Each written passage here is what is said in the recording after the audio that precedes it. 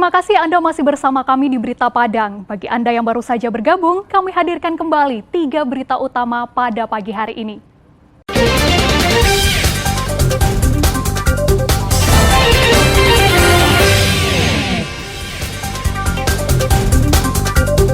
Untuk modal kencan, pasangan muda-mudi curi barang di jok motor. Seekor macan dahan terjerat perangkap babi di daerah Kamang Hilir Agam. Ponton menjadi alat transportasi utama untuk penyeberangan warga Sikilang menuju pusat kecamatan Sungai Aur.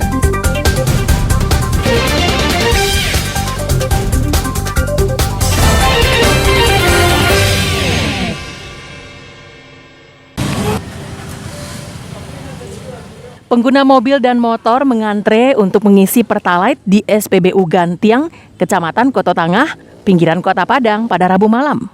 Mereka mengantre karena mendengar kabar pemerintah akan menaikkan harga Pertalite dan solar pada tanggal 1 September. Warga antre berjam-jam dan berpindah-pindah SPBU karena persediaan minyak habis. Jika biasanya mereka mengisi Pertalite Rp50.000 hingga Rp100.000, pada Rabu malam, sebagian besar warga memenuhkan tangki kendaraannya. Akhir lebih kurang 1 jam lah, lebih kurang 1 jam ya Pak ya, lebih kurang 1 jam. Ya. Nah, nih Pak, tadi kebetulan di Gunung Pengilun, di Gunung Pengilun antri, terus karena udah 1 jam lebih, udah keringatan buat besok. Kalau enggak biasanya kan Bapak pas-pasan aja, nih 50.000 tiap hari kan. Oh, gitu. Sekarang memang disipul rencana Pak ya? Disipul rencana, otomatis kan bisa 5 hari 4 hari nanti. Kan naik nanti malam kan naik jam 12 malam, jadi naik harga BBM. Jadi untuk antisipasi saya mengurangi biaya lah. Jadi sekarang diisi penuh. Untuk menjaga keamanan selama antrean, polisi dari Polsek Koto Tangah ditugaskan di sejumlah SPBU. Jadi malam ini kita dari Polsek Koto Tangah melakukan patroli ke SPBU, yang mana kita antisipasi malam ini terutama antrian, sehingga masyarakat yang akan mengisi BBM baik roda 4 dan roda 2 agar terjadi kelancaran dan antrian. Namun hingga Kamis sore, pemerintah belum juga menaikkan harga minyak tersebut. Yang terjadi justru sebaliknya. BBM non-subsidi justru turun dari biasanya. Robiham melaporkan dari Padang.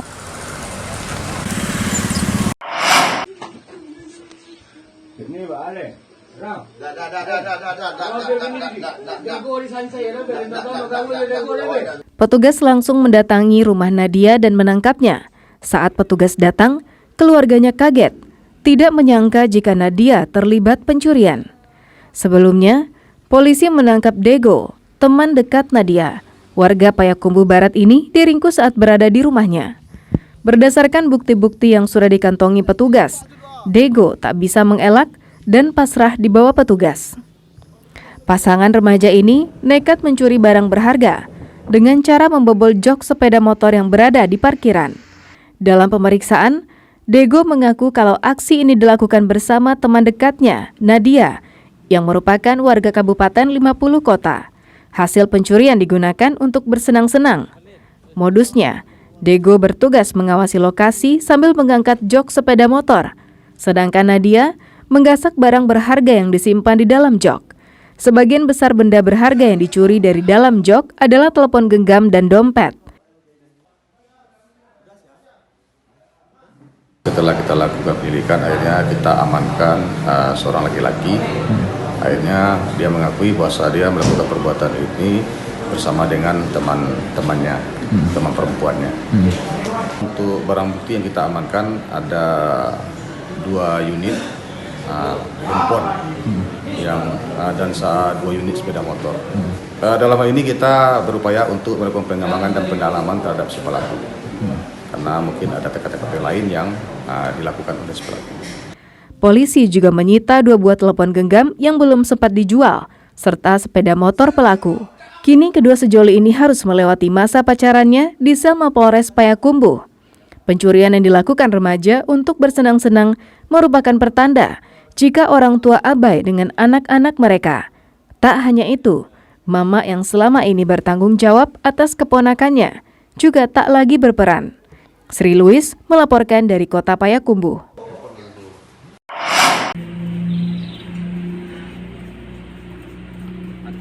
Seekor macan dahan terjerat perangkap babi di Jorong Tarusan, Nagari Kamang Hilir, Agam, pada Rabu siang. Satwa yang memiliki nama Latin Neophelis nebulosa itu ditemukan warga tersangkut kawat baja di Bukit Bahamburan Tarusan, Kecamatan Kamang Mage. Akibat terjerat dalam waktu yang lama, macan dahan tersebut terlihat lemah. Temuan tersebut dilaporkan warga ke petugas yang berwenang. Tim dari BKSDA Resor Bukit Tinggi mengevakuasi macan dahan tersebut.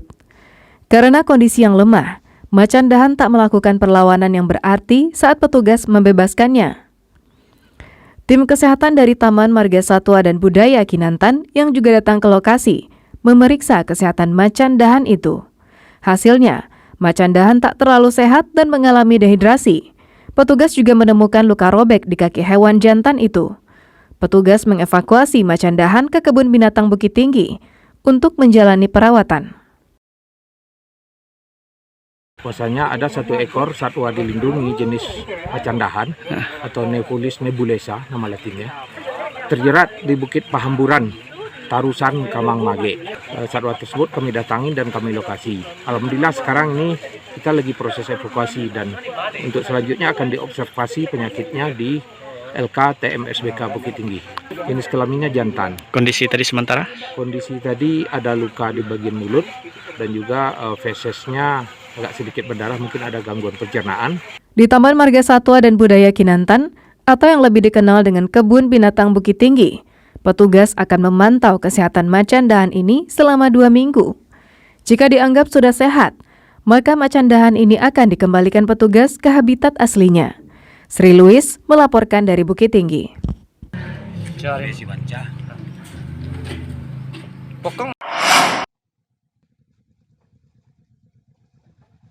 Belum adanya jembatan penghubung dari Kecamatan Sungai Aur menuju Jorong Sikilang, Nagari Persiapan Sikilang, Pasaman Barat, menjadi kendala sendiri bagi masyarakat.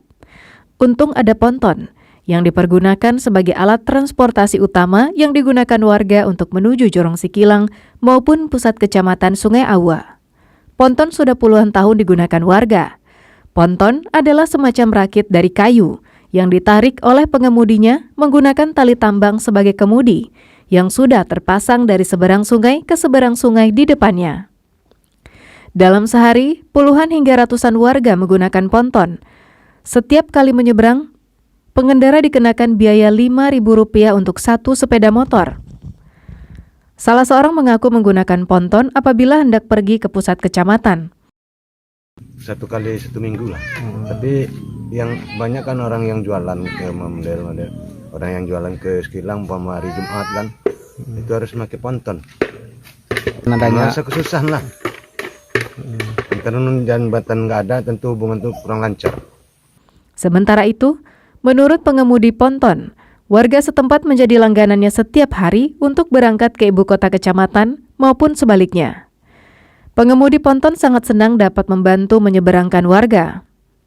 Penyeberangan antara bahasanya macam pulau lah itu, macam dari Sikilang, nyeberang dari sinilah, dari Ujung Gading, ya nyeberangnya satu-satunya di sinilah. Kira-kira yang mudik kira-kira 50, kadang pulangnya juga segitu juga. Dalam 100 lah per hari orangnya. Warga berharap pemerintah Kabupaten Pasaman Barat membuatkan jembatan penyeberangan, sehingga warga tidak harus keluar uang setiap kali menyeberang naik ponton. Safaatul Ulum melaporkan dari Pasaman Barat.